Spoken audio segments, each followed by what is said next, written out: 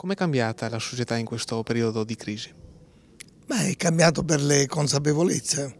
Stiamo prendendo atto, stiamo convincendo finalmente che stiamo diventando regione di uno Stato che è l'Europa. Un po' come avvenne con l'Unità d'Italia quando i vari statarelli si accorsero che erano regioni dell'Italia.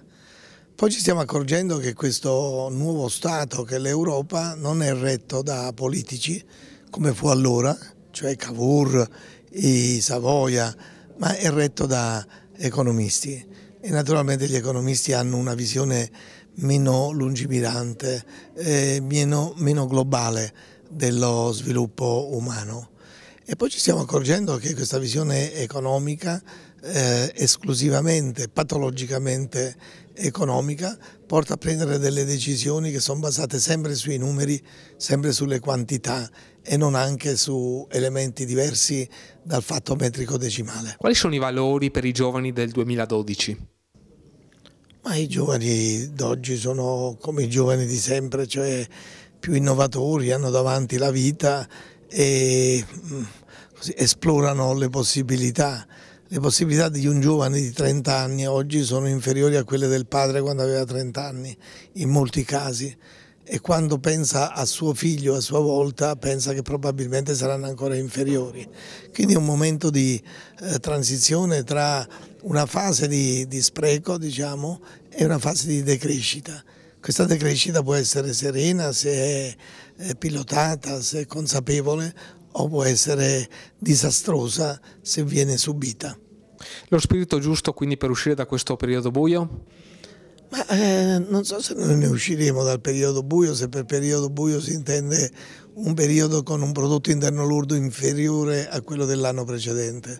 Il prodotto interno lordo italiano cresceva di 6 punti negli anni 60, poi di 5 punti, poi di 4 punti, 3 punti, 2 punti, l'anno scorso lo 0,6, 0,8 e l'anno 21 si pensa addirittura a -2.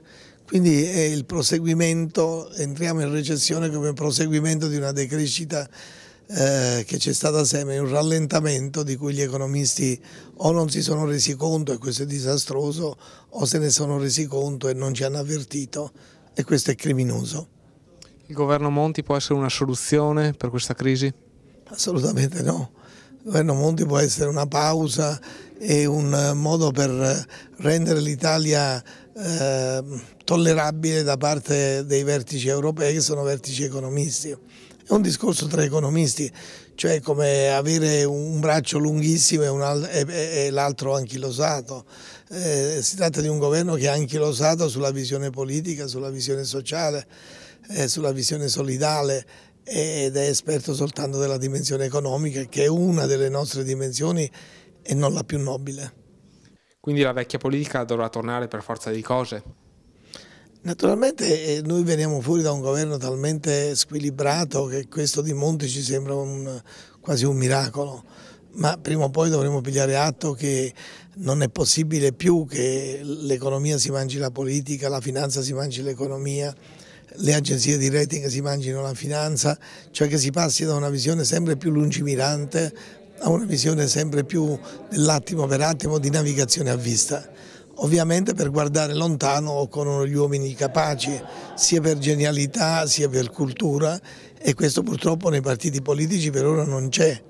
D'altra parte questi politici sono stati talmente miopi da perdere il potere.